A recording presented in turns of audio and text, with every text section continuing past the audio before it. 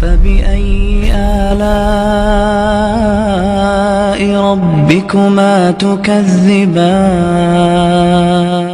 نبی علیہ السلام نے ارشاد فرمایا کہ جو شخص دنیا میں دوسروں کی غلطی کو جتنا جلدی معاف کرنے والا ہوگا، اللہ قیامت کے دن اس کی غلطیوں کو اتنا جلدی معاف فرما دیں گے۔ اور دوسری حدیث پڑھ کے تو ڈر لگتا ہے۔ نبی علیہ السلام نے فرمایا کہ اگر کوئی بندہ دوسرے سے غلطی کی معافی مانگے اور فرمایا کہ اگلا کہے میں معاف نہیں کرتا، نبی علیہ السلام نے فرمایا یہ جو کہہ رہا ہے نا میں معاف نہیں کرتا، یہ قیامت کے دن میرے سامنے حوض کوثر پہ حاضر نہ ہو۔ یعنی دوسرے لفظوں میں اللہ کے حبیب صلی اللہ علیہ وسلم نے فرمایا میں اس بندے کی شکل نہیں دیکھنا چاہتا۔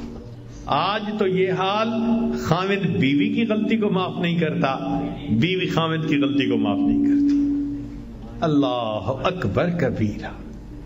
سوچئے تو صحیح ہمارے دل کی حالت کس قدر بری ہو چکی ہے، اپنوں کو معاف نہیں کرتے۔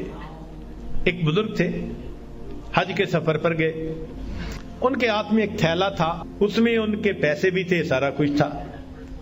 ایک نوجوان آیا اور اس نے جلدی سے دوڑتے ہوئے جو ہمیانی ان سے چھینی اور چھین کے بھاگ گیا۔ اللہ کی شان کہ جس نے ہمیانی چھینی تھی نا، یہ تھوڑی دور آگے گیا تو اچانک اس کی آنکھوں کی بینائی چلی گئی۔ کئی دفعہ ہوتا ہے نا بیٹھا ہوا آدمی اٹھے تو آنکھوں میں اندھیرا آ جاتا ہے، تو اس کی بھی ایسی حالت ہوئی کہ اس کی آنکھوں میں اندھیرا، بینائی چلی گئی۔ لو جی، اس نوجوان نے تو رونا شروع کر دیا۔ لوگوں نے پوچھا کیوں روتے ہو؟ کہنے لگا کہ میں نے ایک بندے کا تھیلا چھینا، پیسے چھینے، مجھے لگتا ہے اس نے بد دعا کی، اللہ نے میری بینائی چھین لی۔ ان کا بھئی وہ بندے وہ کہاں ہے؟ کہنے لگا فلاں حجام کی دکان کے قریب۔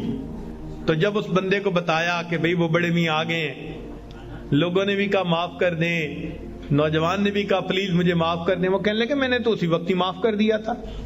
وہ کہیں جی یہ آپ کے سارے پیسے لے کے بھاگ گیا اور آپ کہتے ہیں میں نے اسی وقت معاف کر دیا تھا۔ وہ کہنے لگے ہاں مجھے خیال آیا تھا جس کی وجہ سے میں نے اسی وقت معاف کر دیا تھا۔ تو لوگوں نے پوچھا کیا خیال آیا تھا؟ تو وہ بڑے میاں کہنے لگے کہ جب یہ میرا تھیلا لے کے بھاگ گیا تو میرے ذہن میں خیال آیا قیامت کا دن ہوگا اور میں اگر اللہ کے سامنے مقدمہ پیش کروں گا تو اس بندے سے حساب لیا جائے گا، اور جتنی دیر میرے اور اس کے مقدمے کے فیصلے ہونے میں لگے گی، آقا صلی اللہ علیہ وسلم نے فرمایا میں امت کا حساب مکمل ہونے سے پہلے جنت میں نہیں جاؤں گا۔ تو خیال آیا کہ جتنی دیر میرے مقدمے میں لگے گی، میری وجہ سے میرے آقا صلی اللہ علیہ وسلم کو جنت میں جانے میں دیر لگے گی، میں نے معاف کر دیا، نہ مقدمہ پیش ہوگا نہ میری وجہ سے میرے آقا کو دیر لگے گی۔ آج ہماری اگر یہ سوچ بن جائے تو ہم ہر ایک کو معاف نہ کر دیں کہ ہماری وجہ سے تو ہمارے آقا کو دیر نہ لگے نا جنت میں جانے میں۔ ہم بھی اپنے گھروں میں اپنی بیٹی کو، اپنے بیٹے کو، اپنی بیوی کو، اپنے بھائی کو غلطیاں ہو جاتی ہیں، باتیں ہو جاتی ہیں، تو بجائے دلوں میں کینہ رکھنے کے اور بجائے دلوں کے اندر دشمنی پالنے کے، ہم اللہ کے لیے معاف کرنے کی عادت ڈالیں۔ یہ نبی علیہ السلام کی عادت مبارکہ ہے۔ اللہ ہمیں اس سنت پر عمل کرنے کی توفیق عطا فرمائے، اور اس کے بدلے اللہ قیامت کے دن ہمارے قصوروں کو معاف فرما دے۔ میرے دوستو، ہم اس کے زیادہ محتاج ہیں۔ دوسرے نے تو ایک غلطی کی ہوگی اور ہم نے پتہ نہیں اللہ کے کتنے گناہ کیے ہیں۔